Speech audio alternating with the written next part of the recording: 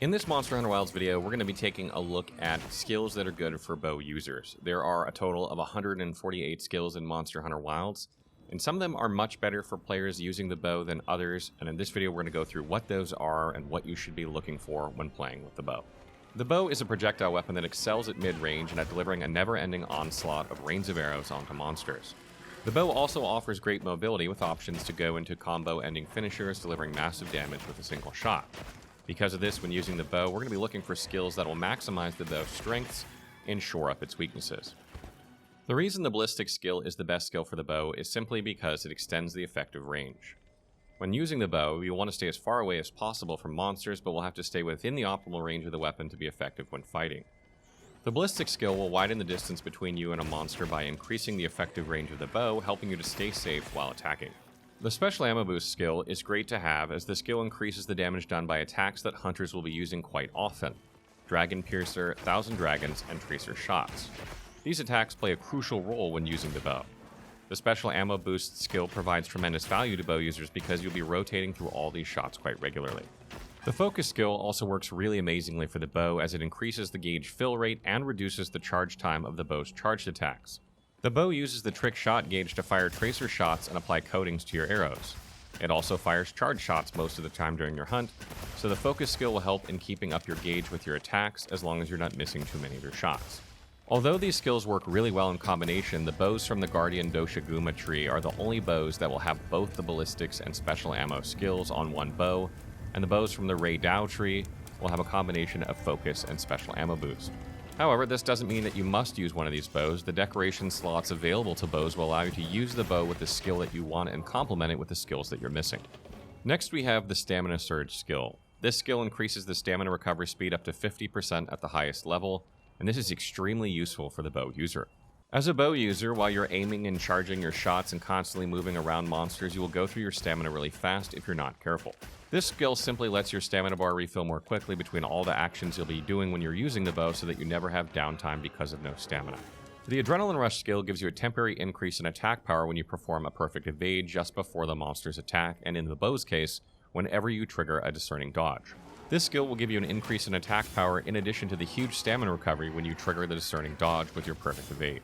Although there is no armor set that shares the skills Stamina Surge and Adrenaline Rush, the changes made in Monster Hunter Wilds make sure that you'll not have to sacrifice the skills that would benefit you when you're using a weapon.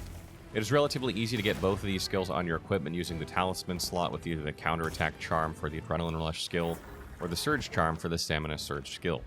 Decoration slots on your armor will also allow you to put the skills you are missing in order to bring out the full potential of your bow, provided you have the relevant decorations.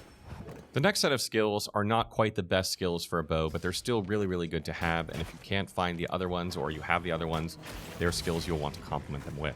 The first skill is Tetrad Shot. This is a skill that increases the affinity of your coated shots on your bow up to 2 levels after the 4th and 6th shots while using the coating. Since you'll be able to fire off 10 coated shots per application, the skill makes it so that the last 4 shots of your coated shots are critical hits most of the time. The reason we've included this in the second best tier of skills for the bow is that it's situational, and you'll not be able to benefit from this skill reliably since the application of coatings shortens your effective range, and this skill affects only the last 6 to 4 shots of your coating without doing anything for the first 4 shots. The next skill, the Charge Master skill, will increase the elemental damage and status effect buildup of your charged attacks. Since you'll be firing charged shots the majority of the time, this skill will allow you to ramp up the damage when using bows with elemental damage. It will provide even further value when you're using a bow with a status effect coating like the Exhaust coating or the Poison coating, making it easier for you to trigger the respective status effect. Similar to the Tetrad Shot, although this skill is really good for applying status effects when using bows with elemental damage, it only strengthens part of the bow's moveset, making it land among the second best tier of skills and not the first. The Constitution skill is a skill that reduces the stamina depletion of actions like dodging for bow users. This will help when playing the bow because the reduced stamina consumption will allow you to keep attacking before needing to stop and let your stamina bar refill. This extended uptime will allow hunters more opportunities to trigger things like Perfect Evade, which can help refill a huge chunk of your stamina bar, removing the need to let up your attacks altogether.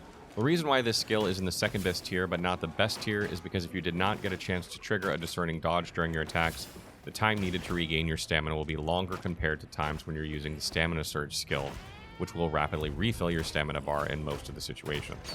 The next skills are Evade Extender and Evade Window.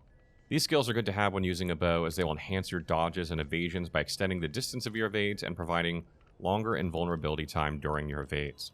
This is especially helpful against larger monsters, which have huge multi-hit attacks that can cover a wide portion of the arena you're fighting in. If you prefer to have more safety when using the bow, you can use this skill on your armor pieces.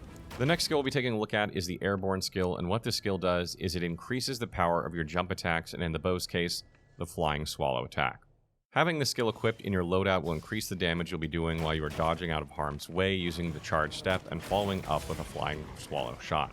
This skill is in the second best tier because it only increases the damage of the Flying Swallow shot, making it nice to have if you have a decoration slot that is free, or if you want the trade-off with one level of one of the other weapon skills such as ballistics for a higher overall damage output. The set bonus skill from the Rathalos armor set, Scorcher, makes it so that your attacks have a percentage chance to trigger flame elemental damage, whether you're using a weapon that has an inherent fire element damage or not. This skill will only activate if you have a set number of the Rathalos armor pieces equipped, and this is the main reason why this skill is in the second best tier instead of the first. But more often than not, you'll have this skill because the Rathalos armor is a more reliable way to set up Adrenaline Rush, as it has the skill on the armor rather than relying on decorations. And finally, the last set of skills are optional skills that are still better than some other skills out there for bow users, but are not quite as good as the first two tiers. An optional skill that can be useful to have on a bow is the Weakness Exploit skill. This skill will increase the affinity of your attacks that hit the monster's weak spots and increase the affinity even further when hitting or destroying wounds, and in the bow's case, you'll be hitting the monster's head with your shots for the majority of the time. This will result in an overall large number of critical hits, and once you use your Hailstorm attack to destroy wounds, the increased affinity will enable you to land more critical hits amongst the rain of arrows it will unleash. Another good skill that is useful to have when you're using the bow is the Part Breaker skill. This skill increases the damage you do against the monster's specific parts, for example, the head, wings, etc. As this skill will also increase the damage when you burst or destroy wounds up to 30% at max level, it can often lead to huge amounts of damage when you're using your Hailstorm attack. This is different from the Weakness Exploit skill, where Weakness Exploit increases the affinity and critical hit rate of the attack. Part Breaker increases the raw damage the attack will inflict when the wound is destroyed by 30%. Last but not least is the decoration-specific skill that offers specific coating functionality that is not available by default to the bow. For example, the Ardian bow that you can forge will not be able to use any coating except a close-range coating if you did not use the parts with the same element during the forging process. But the Rarity 8 Ardian bow, the Angel Bane, will have 3 level 3 decoration slots where you can put in jewels that provide specific coating functionality. Theoretically, this will allow the Ardian sight to use up to 3 additional coating types in addition to the close-range coating, but this process is entirely dependent on luck. So that wraps up our video for the best bow skills in Monster Hunter Wilds. I hope you guys got something out of this one, whether you're a new or returning player, and you guys can know kind of what to look for when playing with the bow. As always, if there are other skills for you bow users out there that maybe I didn't mention that you'd recommend, you can leave them in the comments, or if you have questions, please post them there as well, and I will try and answer them as soon as I can.